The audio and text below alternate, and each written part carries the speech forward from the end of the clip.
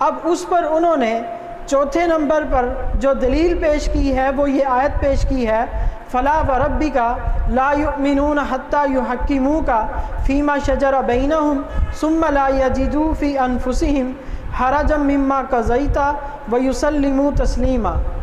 اس پر انہوں نے ایک روایت نقل کی ہے عتبہ بن زمرہ، وہ فرماتے ہیں حدثنی ابی ان رجل اختصم الی النبی صلی اللہ تعالی علیہ وسلم، کہ دو آدمیوں کا آپس میں جھگڑا ہوا، وہ جھگڑے کے حل کے لیے رسول پاک صلی اللہ علیہ وسلم کے پاس تشریف لائے۔ نبی پاک صلی اللہ علیہ وسلم نے فیصلہ فرمایا، جو باطل تھا اس کے خلاف فیصلہ فرما دیا، جو حق پر تھا اس کے حق میں فیصلہ فرما دیا۔ تو جس کے خلاف فیصلہ ہوا تھا اس نے کہا لا ارضا، فقال صاحبہ فما ترید، اس نے کہا میں اس فیصلے پر مطمئن نہیں ہوں، نبی پاک صلی اللہ علیہ وسلم نے جو فیصلہ کیا ہے میں اس پر مطمئن نہیں ہوں۔ انہوں نے کہا اچھا تو کیا چاہتا ہے؟ انہوں نے کہا ان نذهب الی ابی بکر، ہم ابو بکر صدیق کے پاس جاتے ہیں، وہ جو فیصلہ کریں گے اس پر ہم مطمئن ہوں گے۔ فذهبا الی، وہ دونوں شخص نبی پاک صلی اللہ علیہ وسلم کی مجلس سے اٹھے اور ابو بکر صدیق رضی اللہ تعالیٰ عنہ کے پاس پہنچے۔ فقال الذی قضی له قد اختصمنا الی النبی صلی اللہ علیہ وسلم فقضى لی علی، تو شخص نے عرض کیا کہ ابو بکر صدیق، نبی پاک صلی اللہ علیہ وسلم نے میرے حق میں فیصلہ فرما دیا اور یہ شخص مجھے آپ کے پاس لے کر آیا۔ تو ابو بکر صدیق رضی اللہ تعالیٰ نے فرمایا فقال ابو بکر فانتما علی ما قضا بہ النبی صلی اللہ علیہ وسلم، تمہارا فیصلہ وہی ہے جو رسول پاک صلی اللہ علیہ وسلم نے فرمایا۔ فابا صاحبہ ان یرضی، اس نے پھر کہا کہ میں تو یہ فیصلہ نہیں مانتا۔ انہوں نے کہا اب کیا چاہتا ہے؟ کہتا حضرت عمر کے پاس چلو۔ وہ شخص حضرت عمر رضی اللہ تعالیٰ کے پاس دونوں شخص آئے،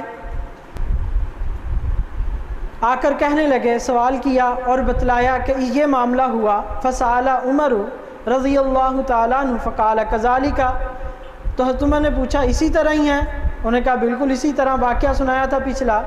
فدخل عمر منزلہ، حضرت عمر رضی اللہ تعالیٰ عنہ گھر تشریف لے گئے۔ فخرج والسیف فی یدہ قد صلی، جب گھر سے باہر تشریف لائے تو ہاتھ میں تلوار تھی۔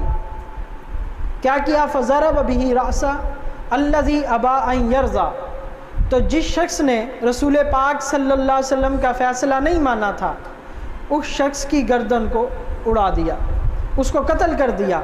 فانزل اللہ تبارک و تعالی فلا وربک لا یؤمنون حتی یحکموک فیما شجر بینہم، اس پر اللہ تبارک و تعالی نے یہ آیت نازل فرمائی کہ تم اس وقت تک مومن نہیں ہو سکتے جب تک کہ رسول پاک صلی اللہ علیہ وسلم کے فیصلے کو دل و جان سے تسلیم نہ کر لو۔ تو حضرت عمر رضی اللہ تعالیٰ عنہ نے بتلا دیا جو رسول پاک صلی اللہ علیہ وسلم کا فیصلہ نہیں مانتا اس کا فیصلہ میری تلوار کرتی ہے، اس کا فیصلہ صرف موت ہے۔ اب دیکھیں یہ بھی ایک گستاخی کا پہلو ہے کہ نبی پاک صلی اللہ علیہ وسلم کے پاس پہلے خود گئے ہیں اور عرض کیا یا رسول اللہ فیصلہ فرمائیں، نبی پاک صلی اللہ علیہ وسلم نے فیصلہ فرمایا اور کہتا میں نے فیصلہ نہیں ماننا، یہ توہین ہے کہ نہیں؟ اگر جج ایک فیصلہ کرے ملزم کے خلاف اور کہے کہ جج صاحب مجھے آپ کا فیصلہ منظور نہیں ہے، تو اس پر توہین عدالت لگے گی کہ نہیں؟ لگے گی نا۔ تو جس طرح اس پر توہین عدالت لگے گی تو جو رسول پاک صلی اللہ علیہ وسلم کا فیصلہ نہ مانے تو اس پر توہین رسالت لگے گی کہ نہیں؟ تو جب توہین رسالت لگے گی تو حضرت عمر رضی اللہ تعالیٰ کا فیصلہ یہ ہے جس نے توہین رسالت کی ہے اس کو اب زندہ رہنے کا اختیار نہیں ہے، اس کی سزا کیا؟ حضرت عمر رضی اللہ تعالیٰ عنہ کون ہے؟ نبی پاک صلی اللہ علیہ وسلم نے فرمایا یہ فاروق ہیں۔ یہ کیا ہیں؟ فاروق ہیں۔ فاروق کا معنی کیا ہے؟ فرق کرنے والا، حق اور باطل کے درمیان فرق کرنے والا۔ تو حضرت عمر رضی اللہ تعالیٰ نے حق اور باطل میں فرق کر دیا، بھئی توہین رسالت کی سزا کیا ہے؟ موت ہے، یہ حق ہے، اور جو اس کو نہیں مانتے وہ کیا ہے؟ باطل ہے۔ اس لیے ایمان والوں کا عقیدہ یہی ہے توہین رسالت کی سزا کیا ہے؟ موت ہے۔ یہ حضرت عمر رضی اللہ تعالیٰ عنہ اس وقت یہ سمجھے۔ اچھا، اگر یہ حضرت عمر رضی اللہ تعالیٰ کا فیصلہ صحیح نہ ہوتا تو اللہ تبارک و تعالیٰ ان کی تائید فرماتے یا منع فرما دیتے۔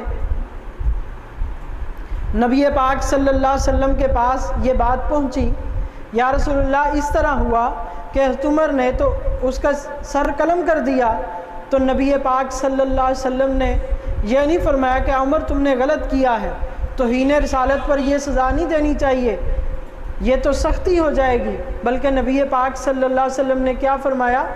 فرمایا کہ اس کا خون حدر ہے، معاف ہے، یہ مبیح الدم ہے، جو نبی پاک صلی اللہ علیہ وسلم کی شان اقدس میں گستاخی کرتا ہے اس کی سزا نبی پاک صلی اللہ علیہ وسلم نے یہی تجویز فرمائی ہے کہ اس کا خون مباح ہے، اس کا خون کرنا جائز ہے۔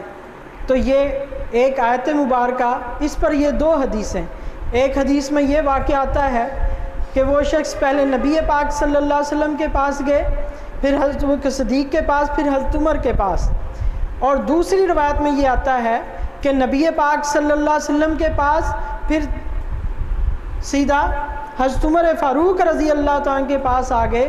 یہ دونوں روایتیں، دونوں شان نزول، اس آیت کا شان نزول یہی ہے، فلا وربک لا یؤمنون، کہ جو توہین رسالت کی سزا ہے وہ کیا ہونی چاہیے، یہی اللہ تبارک و تعالیٰ نے مقرر فرمائی، اور اس کا عملی فیصلہ جناب عمر فاروق رضی اللہ تعالیٰ عنہ نے کیا، اور اس فیصلے کی تصدیق رسول اللہ صلی اللہ علیہ وسلم نے کر دی۔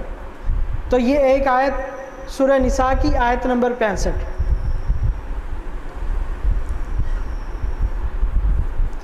اب اس کے بعد سورہ نور میں، سورہ نور کی آیت نمبر 63، سورہ نور سورہ نمبر 24 آیت نمبر 63، اس میں اللہ جل جلالہ ارشاد فرماتے ہیں، لا تجعلوا دعاء الرسول بینکم کدعاء بعضکم بعضا، کہ جس طرح تم آپس میں ایک دوسرے کو پکارتے ہو اس طرح نبی پاک صلی اللہ علیہ وسلم کو نہ پکارا کرو۔ قد یعلم اللہ الذین یتسللون منکم لواذا فلیحذر الذین یخالفون عن امرہ ان تصیبہم فتنۃ او یصیبہم عذاب علیم۔ نبی پاک صلی اللہ علیہ وسلم کی